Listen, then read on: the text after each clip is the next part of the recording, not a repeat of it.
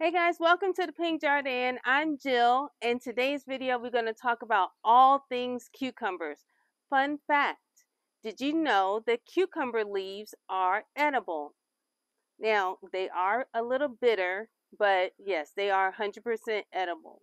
So, I want to talk to you about growing cucumbers from inception of sowing your seeds to the point where you're eating your luscious cucumbers. So let's go ahead and get started. We recently built this 20-foot cylinder block raised garden bed to grow cucumbers and squash vertically. And it's working out pretty good so far.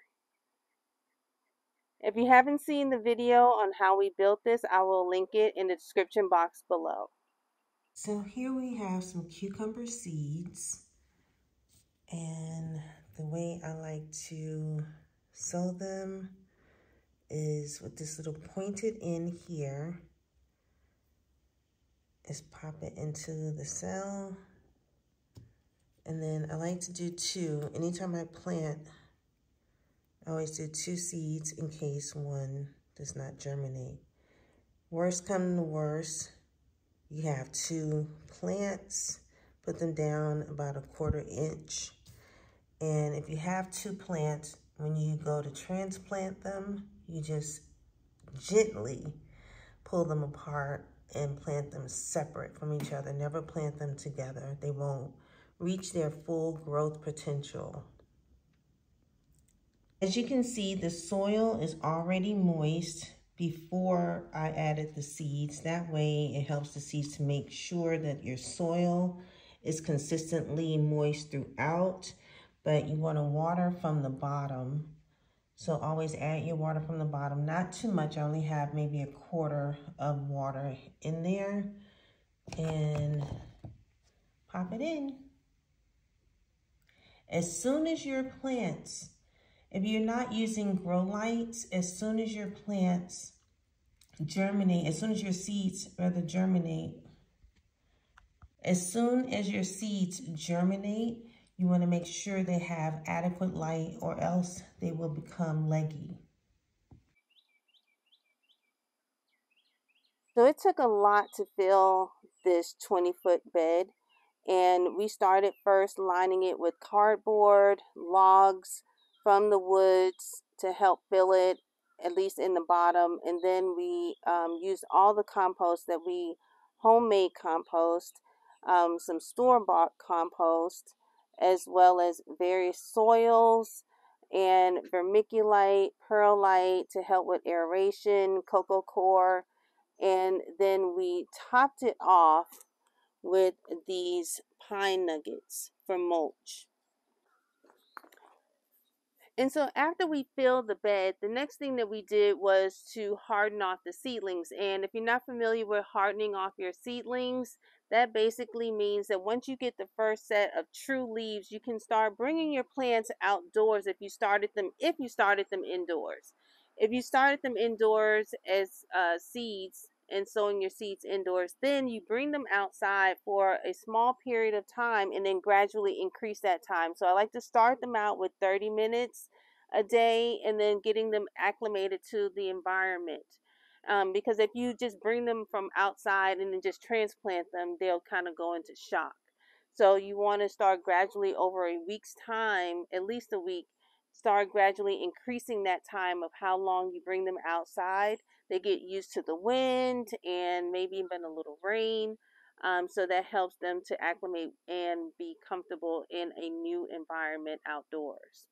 So after we transplant the seedlings, I like to do companion planting. Let me show you what plants we've companion planted with the cucumbers. Look at this marigold. I just love the color. Look at the color. It's the color for me. I have nasturtiums and marigolds.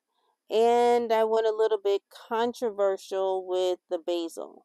So you will hear people, of you researching what is a good companion plant for cucumbers, you will not see basil. They will tell you not to do basil.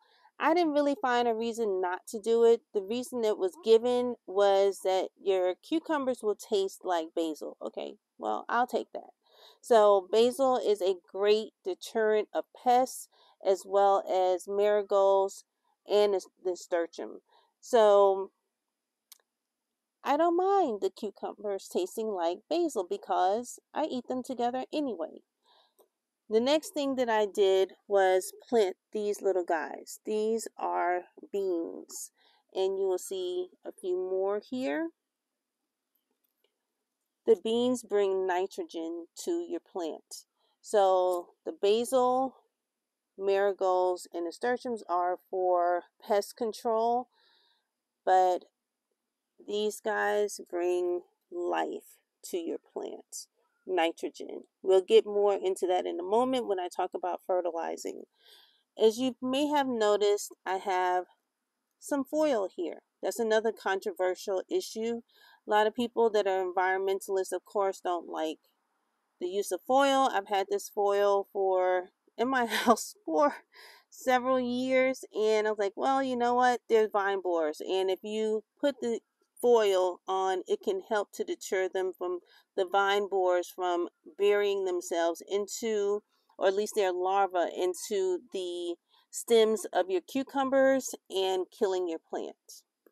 So I generally add that foil as soon as I transplant. So the next thing I want to talk to you guys about is trellising. You need to give your cucumbers some support because once they take off and you plant them in, once you transplant them, they are going to literally start to take off. We put in and installed these 6-foot trellises. These trellises are quite tall. They are almost 2 feet wide and 6 feet tall. They do have these legs that go down into the bed. What we did additionally was we added some rebarb, and the rebarb goes down a foot into the ground past the bed into the ground and then goes all the way up to the top, and it's on both ends of the trellis. So here on this end and this end, on either end, we have rebarb inside. So it's hollow inside of here. So we were able to just slide the trellis over the rebarb, and it provides the perfect support. So through storms, all of that, they're not going anywhere. So I use several different types of support. Cucumbers are really good at supporting themselves, but when they initially transplanted, I used some of these little clips to clip them onto the trellis. And I have a few other things that I use as well. You can use twine, whatever you need to use until they grow their tendrils, and they will start to pull themselves and support themselves at some point. So until they do, though, you can use some type of little clip or something to help them to support onto and clamp onto whatever trellis you're using. Okay. So here you see I have used the clips here as well as here is a clip. Here you can see the cucumber tendrils have started to latch on to the trellis. This one is a really good example of it. Look at how this guy is latched on for dear life. Look at these are latched on really well. Look at these guys.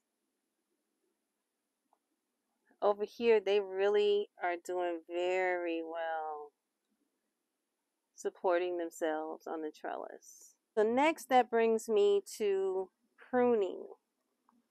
Pruning your leaves and watering. If you do hand water, then you want to make sure to do that in the morning. It's always best to water in the morning. And then when you're out in the morning, check your leaves. Check behind your leaves, in front, behind. If you have any damaged leaves, prune them off. You won't hurt the plant at all. It actually will help the plant. So you don't want any damaged leaves, because as they become damaged, that's when pests like to attack. They like to attack unhealthy plants. So take out any plants that have mildew on them. You can use a solution. There are some commercial solutions, or you can use a completely natural organic, which would be like a baking soda and water solution, and just spray that on the leaves. And do that early in the morning. You don't want to do that in midday. Actually, you can do that at night, in the evening, just before night, and that way it will, and do it on dry leaves, because that way it will not be in the sun and burn your leaves. You see that was a white fly on here, so you want to come behind your leaves as well when you're checking for pests. After you're looking for mildew, you want to check, turn them over, look for any pests, any eggs, and check your stems for any vine borers on the stems. And just kind of look at your plants every day. Take a look at them if you're able to. As much as you're able to, just take a look at them, and that will help to keep them nice and healthy. So another thing that I did for this bed was watering. We have to water our plants. And I used a combination of commercial oils with DIY oils.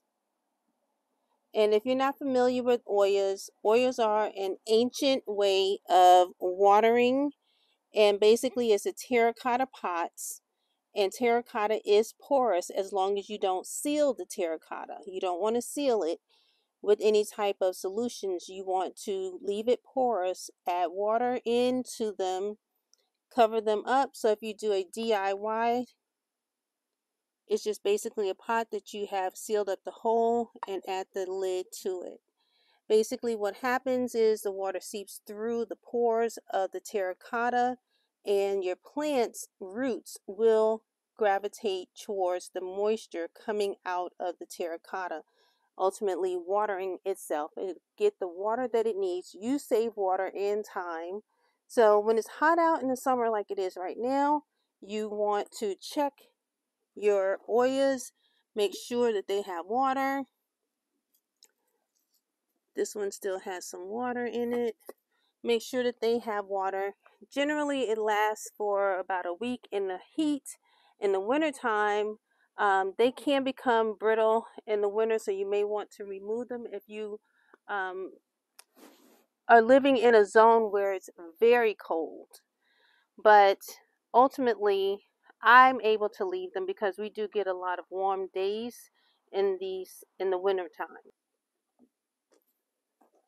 So yeah, the oils are a great way to go with for irrigation as an option, but of course you could lay a drip tubing, um, or whatever type of tubing you want, or whatever type of irrigation you want.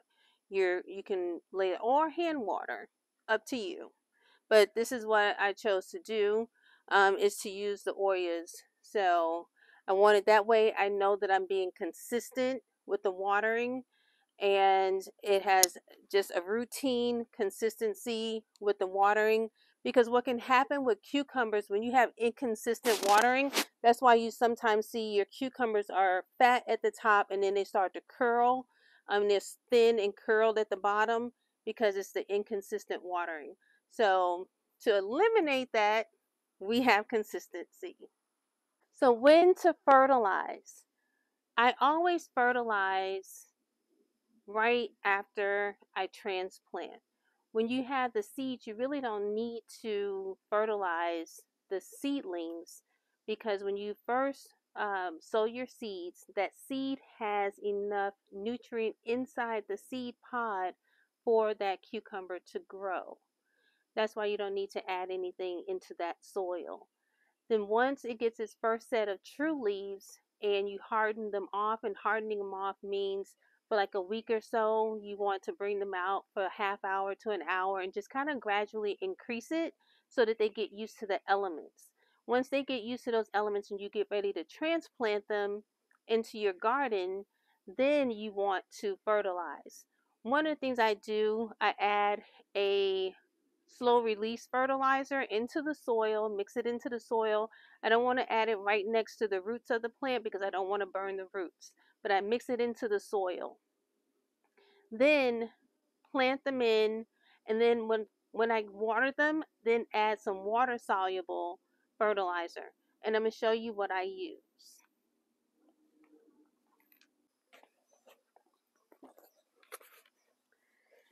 All right, guys, I'm sharing with y'all the secret sauce. This is black strap molasses. And before there was the big box brand stores, mega stores, um, you had this. And a lot of farmers and people who had victory gardens, they didn't have the ability to go into a big store to order things, or definitely didn't have online shopping, and they had to come up with their own fertilizers and ways to feed their plants. So hence composting and utilizing, people used milk. Yes, they used milk to fertilize, add calcium to their vegetables in their gardens and adding it into the compost. But blackstrap molasses is an extract from cane sugar, from sugar canes rather. And yes, it is what we use for the gingerbread. So it gives gingerbread that lovely flavor, and molasses cookies that wonderful flavor and color, that deep, rich color. So I'm going to show you what it looks like in a moment, but also the nutrients. So it is safe for humans. Yes, we cook with it. It is also, a lot of people take this as their daily supplement. I do as well.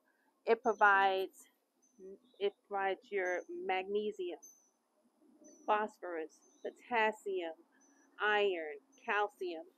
It's all in here. All in here. And some people swear by it for themselves as their own daily supplement.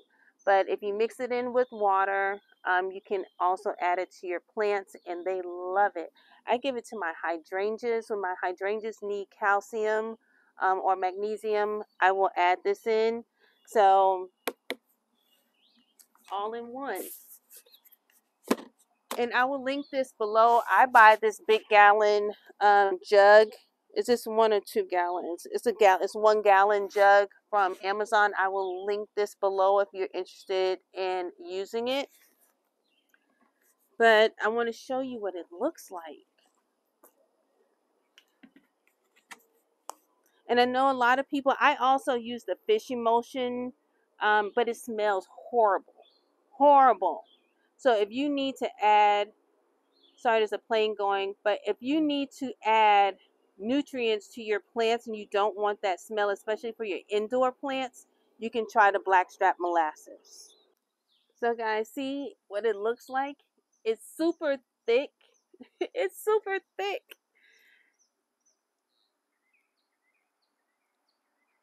But it's good. So good. And I know I was worried that it would draw ants. It doesn't. At least I haven't had that problem. So that's a good thing.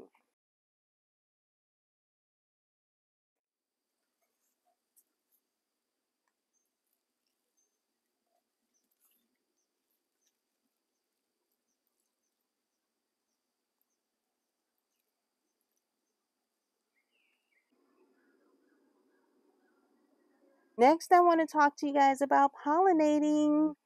Our cucumbers need to be pollinated. I believe there are some varieties that self-pollinate, but most cucumbers need to be pollinated. So you saw the bee earlier. He was doing his thing. And morning is the best time to come out and check your leaves. For pests, is also the best time to water. It is also the best time to check on your cucumbers that are being pollinated. Make sure the bees are doing their thing or other pollinators. But look at these. They're open and they're looking great. And these are males. You can tell that this is a male. It does not have anything behind it. You don't see a cute little baby cucumber behind it. That is a male. I'm going to show you a female. This one is the female. You can see the little cucumber. Here's one that's growing right here, and you can see the cucumber behind it.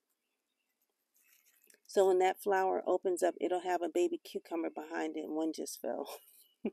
Here is a little cucumber that's growing. You can see the flower of bloom was on the end of it. That dried up, and the cucumber is starting to grow. And then it starts to look like these big guys here. There's another guy here. And so that is what they start to look like. So if your bees are not coming out and doing their thing, you can hand pollinate. You find the male and you can get some of the pollen from the male. Use a Q-tip or you can use a small paintbrush and just dab in the pollen of the male and then take it and rub it into the inside of the female. And it's that simple, because that's what happens with the pollinators, the bees. They will go in and they buzz around inside the one flower, the male, and then they just make their way around to all the flowers, and they happen to pollinate the female with the male's pollen. Just like tomatoes, our cucumber vines have what are called suckers. And basically what happens with those is they will branch out and start another, basically start another branch of the vine. And we may not want that if you're growing vertically. Here's one right here. This will literally turn into another vine. So you can just break it off gently right here. Here's one that has grown out. We've had so much rain, I haven't been able to get out to check on these guys, and here's several. There. We want this to grow vertically, not out this way. So you have the tendrils, which they, we talked about, they will help the cucumber to vine itself, as this one is doing perfectly. It's hanging on. You're like hanging on by a thread. It's hanging on. But you have the vine that goes up. That's the main stem. You have the stem to the leaf. And you won't ever see anything growing off of the stem of the leaves. But then you'll get these suckers in here. And then just pop it off. If you want your cucumber plant to grow further and not just only grow vertically, you want it to grow out more, it's up to you. It's a choice. That's your choice, to let it continue to grow out. It will produce more cucumbers that way. It will pull out, as you see over here. They will come out and kind of grow wild. It's been growing wild in the back there.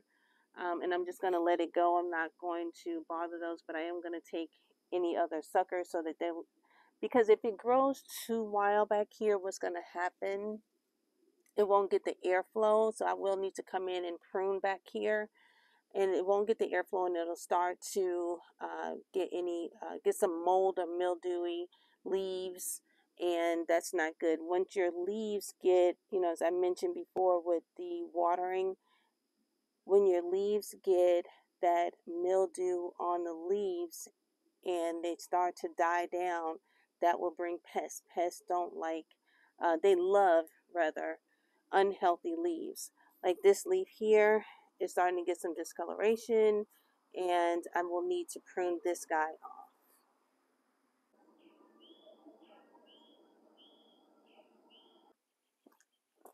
Alright guys, so the last part of this video is harvesting. We've done so much work. We've grown our cucumbers. They're looking great. Now it's time to harvest. So if you have done all the things that you needed to do, your cucumbers will be growing and you will be harvesting cucumbers every day. So I hope you like to eat cucumbers, or you have friends or neighbors that like to eat cucumbers, because if you planted a lot of them, you will be eating a lot of them.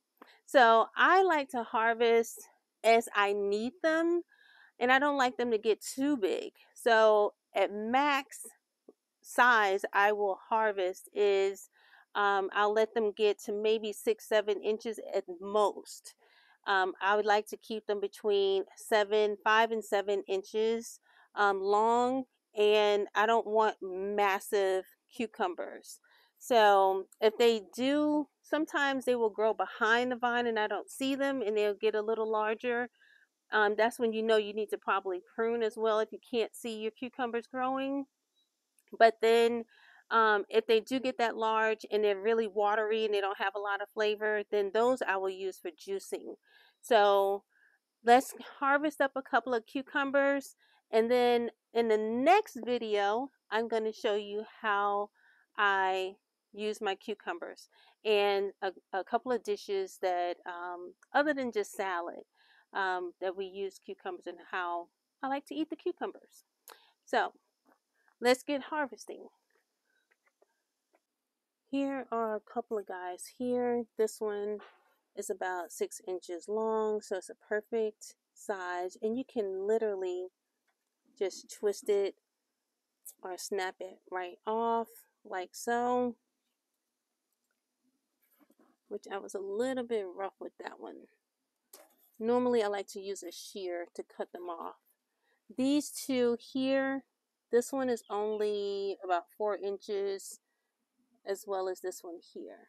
So I'm going to leave them on for a couple more days.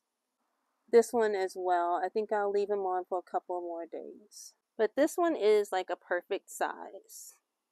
Saying I'll leave these guys on, but if my son comes out here, he will eat this one. He loves cucumbers, and he loves tiny cucumbers.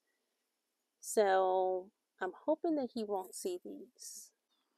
So that is it, guys. So any questions, comments, leave them below. I will always check and respond. I will link below these clips, the Oyas for Grow Oya, the pruners, the shears that I use, and again the trellises should be in the description box as well. So yeah. And I will leave all in the description box as well, the steps that I just talked about. But it's pretty simple. You want to definitely check your leaves. Consistency, you guys ask me about pests all the time. I've become like the bug lady. But you ask about pests, and the big thing is to just stay on top of it. We don't need to keep spraying and doing all of those things. You companion plant, it's a circle of life, you know. So ladybugs come, they eat up the aphids, other predator good bugs eat up the bad bugs. It's a circle of life. So if we don't have anything for them to eat, they won't come to your garden. If you don't have flowers or anything for the bees, they won't come and pollinate. So it's a circle of life. All right. All right, guys. So that is the end of our video, and I hope that this was helpful. If you have any questions or comments, definitely put them in the comments box below. I will link everything that I can, as far as the trellises and different things that we used here. Some of the little clips that you can use for supports, and you can find them in Dollar Tree. They have them on Amazon, and they also have them on Dollar Tree. So if they still have them, because this time of the season, mid-season, midsummer, they're usually gone. I mean, it's $1.25. Dollar Tree's $1.25 now. So they're usually gone by this time. But if you still want to get those particular type, I think you can get them on Amazon. So I will find them and link them for you. And yeah, definitely, if you have any questions, this is just how I grow them. You know, there's so many different ways but to grow vegetables, but I wanted to share with you guys how I'm growing the cucumbers. Since I shared how we built this bed, I wanted to show what we're planting in the bed and how it's doing, update you all on that. So I hope you found this helpful. And again, in the next video, I will show you a few recipes that I use for making different types of salads and sandwiches with the cucumbers. All right, until the next one, y'all have a blessed day.